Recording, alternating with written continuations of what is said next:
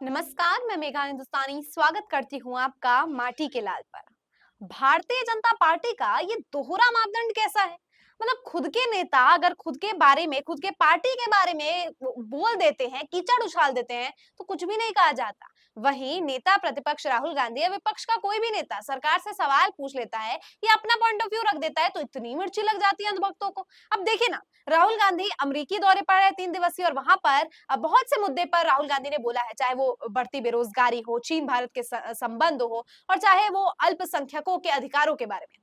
लेकिन जब से राहुल गांधी कुछ ना कुछ कह रहे हैं, अपनी बातों को लोगों के समक्ष रख रहे हैं, अंधभक्तों को इतनी मिर्ची लग रही है कि हर उनके बातों को तोड़ मरोड़ करके पेश किया जा रहा है और ये दिखाने का प्रयास किया जा रहा है कि उनके कहे गए बातें जो है वो देश विरोधी है। लेकिन इसकी असल सच्चाई क्या है, आज आपको बताएंगे। लेकिन क्या दोस्तों, कि अगर आप विरोध प्रदर्शन करना, अगर आपको किसी की भी आपत्ति है किसी की बात से, अगर आपको किसी की बात नहीं पसंद है, तो क्या आप इस हद तक आमादा हो जाएंगे कि आप उसे थ्रेट्स देंगे, आप उसे जान से मारने की धमकी देंगे, और वो भी नेता प्रतिपक्ष राहुल गांधी को। जी हाँ, नेता प्रतिपक्ष राहुल गांधी को भारतीय जनता पार्टी के नेता और पूर्व विधायक द्वारा एक धमकी प्राप्त हुई है, जिसमें उन्हें जान से मार डालने की धमकी दी गई है। किसने दी है, क्यों दी है, सब कुछ आपको बताएंगे। और नेता प्रतिपक्ष राहुल गांधी के बारे में जो धमकी दी गई है, उसे लेकर कांग्रेस ने क्या कहा है, वो भी आपको बताएंगे। सबसे पहले बताते हैं कौन है ये और क्या कहा गया है। तरविंदर सिंह मारवा जो भारतीय जनता पार्टी के ही नेता है, उन्होंने कहा है कि राहुल गांधी बाज आ जाओ, नहीं तो आने वाले वक्त में तुम्हारा भी वह हाल होगा जो तुम्हारी दादी का हुआ था। अब आप समझ सकते हैं किस तर्ज की धमकी है ये। इस तर्ज की धमकी है कि न केवल मारने की धमकी है, बल्कि परिवार पर भी निशाना साधा गया है। अब राहुल गांधी ने ऐसा क्या कह दिया जिसको लेकर इतना ज्यादा मतलब तरविंदर सिंह मारवा को इतना बुरा लग गया कि वो इस तरीके की बात कह रहे हैं। दोस्तों, राहुल गांधी ने अमेरिकी धरती पर कहा कि एक कार्यक्रम में राहुल गांधी ने भारत में सिखों की सुरक्षा पर सवाल किया गया। मतलब राहुल गांधी से सिखों की सुरक्षा पर, अल्पसंख्यक पर सवाल किया गया, तो राहुल ने कहा, जवाब में राहुल गांधी ने कहा कि भारत में लड़ाई एक सिख व्यक्ति के लिए पगड़ी और कड़ा पहने और गुरुद्वारा जाने की है। उन्होंने आरएसएस पर कुछ धर्मों, भाषाओं और समुदायों को दूसरों से कमतर मानने का भी आरोप लगाया। राहुल ने कहा, लड़ाई इस बात को लेकर है कि क्या एक सिख को भारत में पगड़ी या कड़ा पहनने की इजाजत दी जाएगी, क्या यह एक सिख के रूप में गुरुद्वारा में जाने में सक्षम होगा। लड़ाई इसी बारी में है, ये सिर्फ उसके लिए नहीं, सभी धर्मों के लिए।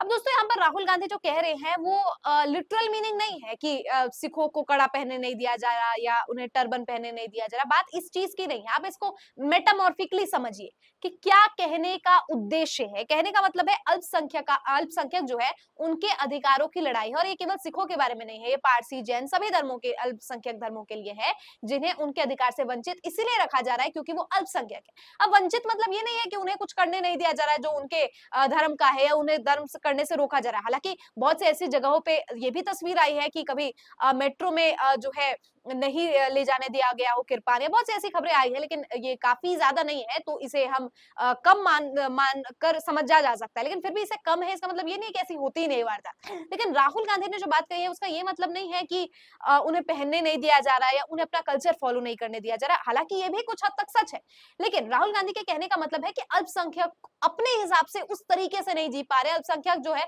बाई चॉइस चीजें नहीं कर पा रहे, उन पर जो है एनफोर्स किया जा रहा है। अब इसको लेकर राहुल गांधी का फिर से, क्योंकि राहुल गांधी बहुत ही दार्शनिक बातें करते हैं, उनकी बातों में बहुत फिलॉसफी होती है और दूरदर्शी नेता भी माने जाते हैं, और वो जो बोलते हैं उनका मतलब ये नहीं है राहुल गांधी की जो बोल रहे हैं कि बस टू द पॉइंट या जो कह रहे हैं वही मतलब है। ये बहुत ही मेटामॉर्फिकली, सेटारिकली और बहुत दार्शनिक बातें करते हैं, जो सब किसी के बस के समझने की बात है नहीं, काफी इंटेलेक्चुअल में ये मामला है। तो राहुल गांधी ने जो बात कही है, फिर से इसे तोड़ मरोड़ करके पेश किया गया है, और फिर इस तरीके से सिख समुदाय में ये संदेश फैलाने की कोशिश की गई है ताकि हरियाणा में चुनाव है और उससे भी सिख वोटर्स जो है इकट्ठा करके हरियाणा चुनाव में फायदा जो है पाया जा सके। लेकिन क्या इतनी ओछी राजनीति करना क्या मतलब भारतीय जनता पार्टी का पैटर्न बन चुका है कि राहुल गांधी चाहे चीन के बारे में बोल दे तब भी भारत को ही डिफेम कर रहे हैं, चाहे सिख अल्पसंख्यकों के अधिकार की बात में बोल दे तो भी भारत को ही डिफेम कर रहे हैं, चाहे कुछ भी कह दे, भारत की छवि कैसे खराब हो जाती है। मतलब सरकार से सवाल पूछना, अल्पसंख्यकों की बात करना, चीन की तारीफ कर देना या चीन भारत के संबंध पर प्रश्न चिन्ह लगाना क्या भारत की छवि को धूमिल करने जैसा हो गया है? इसको लेकर दोस्तों इतना मामला बढ़ गया है कि लोग जो है भारतीय जनता पार्टी के खास तौर पर 1984 की भी बात कर रहे हैं। बहुत से सिख संगठन जो है इसका विरोध कर रहे हैं, बहुत से लोग जो है इसके खिलाफ बोल रहे हैं। राहुल गांधी के खिलाफ प्रदर्शन किए जा रहे हैं, लेकिन प्रदर्शन खिलाफ बोलना, आपत्ति जताना सब कुछ अपनी जगह है। बातों को मैनिपुलेट ट्विस्ट करके इस प्रकार से लोगों के माइंडसेट में बिठाना कि लोग धमकी देने पर आमादा हो जाए, तो ये क्या संदेश दे रहा है? इसको लेकर बहुत से टिप्पणी की गई है कांग्रेस की तरफ से। मैं आपको एक-एक करके बढ़ाती हूँ। डॉक्टर रागिनी नायक लिखती है, दिल्ली बीजेपी के नेता और पूर्व विधायक तरविंदर सिंह मारवाह की इतनी हिम्मत कैसे हो गई कि सरेआम देश के नेता प्रतिपक्ष राहुल गांधी जी को हत्या की धमकी दे रहा है। नरेंद्र मोदी को की मर्जी के बिना तो भाजपा में पत्ता भी नहीं हिलता। अगर ये घिनौनी राजनीति मोदी जी नहीं करवा रहे हैं, तो ये वाहियात व्यक्ति को अभी पुलिस ने क्यों नहीं उठाया है? सुरेंद्र राजपूत लिखते हैं, राहुल गांधी को सीधे सीधे मारने की धमकी देश को गृह युद्ध में ढकेलने की देशद्रोही साजिश है जो भाजपा नेता पर कर रहा है। दिल्ली भाजपा का नेता और पूर्व विधायक तरविंदर सिंह मारवाह ने आज प्रदर्शन के दौरान कहा कि राहुल गांधी पास आ जा, नहीं तो आने वाले टाइम में तेरा वही हाल होगा जो तेरी दादी का हुआ। बीजेपी का ये नेता खुलेआम देश के नेता प्रतिपक्ष की हत्या की धमकी दे रहा है। जी, नरेंद्र मोदी जी अपने पार्टी के इस नेता की धमकी पर आप चुप क्यों हैं? ये बेहद गंभीर मामला है। आपके पार्टी की नफरत की फैक्ट्री का ये प्रोडक्ट है, इस पर कार्रवाई करनी होगी। सुप्रिया श्रीनाथ राष्ट्रीय प्रवक्ता कांग्रेस की लिखते हैं, दिल्ली भाजपा नेता और पूर्व विधायक तरविंदर सिंह मारवाह ने आज प्रदर्शन के दौरान कहा कि राहुल गांधी बाज आ जा, नहीं तो तेरा भी वही हाल होगा जो तेरी दादी का हुआ। बीजेपी का ये नेता खुलेआम इस देश के नेता प्रतिपक्ष को मारने की धमकी दे रहा है। जेपी नड्डा, नरेंद्र मोदी, अमित शाह, आप इस धमकी पर चुप नहीं रह सकते हैं। यह किसी भी कीमत पर बर्दाश्त नहीं किया जाएगा। आलोक शर्मा लिखते हैं, दिल्ली बीजेपी नेता और पूर्व विधायक तरविंदर सिंह मारवाह जिस तरह की भाषा बोल रहे हैं, नेता विपक्ष के खिलाफ षड्यंत्र का संकेत है। हम दिल्ली पुलिस से मांग करते हैं कि भाजपा विधायक पर मामला दर्ज कर षड्यंत्र का पर्दाफाश करे, हम इसे कतई बर्दाश्त नहीं करेंगे। तो कांग्रेस की तरफ से अलग अलग प्रतिक्रिया है। कहने का मतलब ये दोस्तों कि हमेशा जब भी कोई एक स्ट्रॉन्ग लीडर होता है, जब भी कोई स्ट्रॉन्ग व्यक्ति होता है, तो क्योंकि आप उससे कॉम्पीट नहीं कर सकते, क्योंकि आप एक फेयर इलेक्शन अगर कंडक्ट होता है तो आप हार जाते हैं, आपको कम वोट मिलते हैं, जिस वजह से आप अपने स्ट्रॉन्ग कॉम्पिटिटर को हराने के लिए उसे गिराकर आगे बढ़ते हैं। तो बिल्कुल ये वैसा ही लग रहा है कि आप नरेंद्र मोदी खुद उस रेस में नहीं दौड़ पाते बिना चीटिंग किए हुए, तो वो चीटिंग करके राहुल गांधी को गिराकर आगे बढ़ते हुए नजर आ रहे हैं।